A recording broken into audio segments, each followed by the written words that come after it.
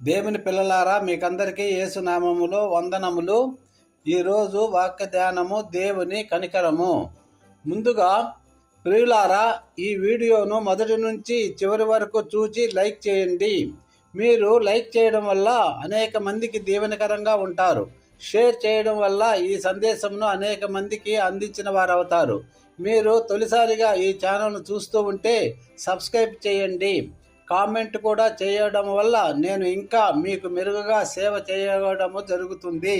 మత్తయి 9:36 ఆయన సమూహమును చూచి వారు కాపరి లేని గొర్రెల వలె విసిగి చెందినందున వారి మీద కనికరపడి కోత విస్తారమే గాని పనివారు కొద్దిగా ఉన్నారు కనుక తన కోతకు పనివారిని పంపమని కోత యజమానుని వేడుకొనెను.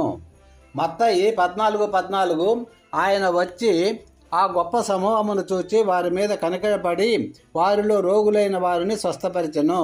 ప్రియులారా, యేసయ్య ఎక్కువ కనికరమును చూపినప్పుడు ఎక్కువ స్వస్థత కార్యాలు, ఆశ్చర్య అద్భుత కార్యములు జరిగినాయి. మనము ఎక్కువ కనికరం పొందుకోవాలంటే ఇతరులపైన ఎక్కువ కనికరము చూపాలి, వారికి ఎక్కువ సహాయము చేయాలి, బీదలను ఆదరించాలి. యేసయ్య యొక్క మనసును మనము కలిగి ఉండాలి. రెండవది, మన పాప దోషములను ఒప్పుకొని విడిచిపెట్టిన ఎడల దేవుని కనికరము పొందుకుంటాము. సామెతలు 28:13 కనికరములను దాచిపెట్టువాడు వర్ధెలడు, వాటిని ఒప్పుకొని విడిచిపెట్టువాడు కనికరము పొందును. మూడవది, కీడును ద్వేషించి మేలును ప్రేమించవలను. ఆమోసు గ్రంథము 5:15 నేను అత్యాగ్రహము తెచ్చుకొని నా మాట ఆలకించని జనములకు ప్రతీకారము చేతును. సామెతలు 17:13 మేలుకు బదులుగా కీడు చేయువాని ఇంట నుండి కీడు తొలగిపోదు. యాకోబు 2:13 కనికరము చూపనివాడు కనికరము లేని తీర్పు పొందును, కనికరము తీర్పును మించి అతిశయపడును.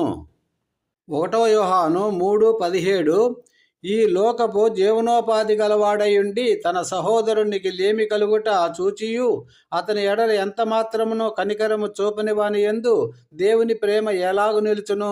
చిన్నపిల్లలారా, మాటతోనూ నాలుకతోనూ కాక క్రియతోనూ సత్యముతోనూ ప్రేమింతము.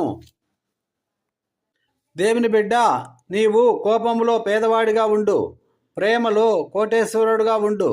అప్పుడు దేవుడు నిన్ను, నీ కుటుంబాన్ని హెచ్చుగా దీవించి ఆశీర్వదిస్తాడు. అట్టి కృప దేవుడు మన అందరికీ దయచేయునుగాక. Amen. Thank you Jesus. God bless you all.